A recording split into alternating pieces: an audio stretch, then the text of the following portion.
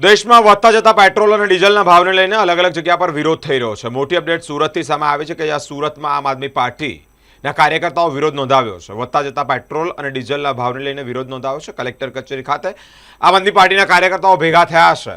Diesel આપો અને ખેતી બચાવના પ્લેકાર્ડ સાથે સૂત્રોચ્ચાર પણ કર્યા છે અને વિરોધ પણ નોંધાવી રહ્યા છે। મુખ્યમંત્રી અને કલેક્ટરને સંબોધી અને આવેદનપત્ર આપી અને વિરોધ કરવામાં આવ્યો છે। મોટી સંખ્યામાં આમ આદમી પાર્ટીના કાર્યકર્તાઓ જોવા મળ્યા છે। આજે આખો દેશ મોંઘવારીના મારથી ત્રસ્ત છે, હેરાન છે, પરેશાન છે।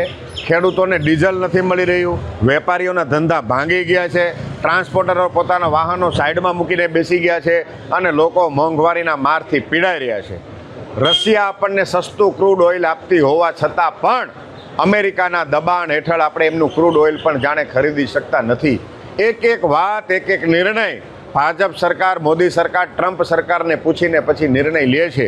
ત્યારે આ દેશને કોણ બચાવશે? આ દેશના લોકો મોંઘવારીથી ત્રસ્ત છે। ત્યારે માનનીય કલેક્ટરશ્રીના માધ્યમથી માનનીય મુખ્યમંત્રીશ્રીને આવેદનપત્ર આપવા માટે આવ્યા છીએ કે ગુજરાતની જનતાને મોંઘવારીના મારથી બચાવવામાં આવે।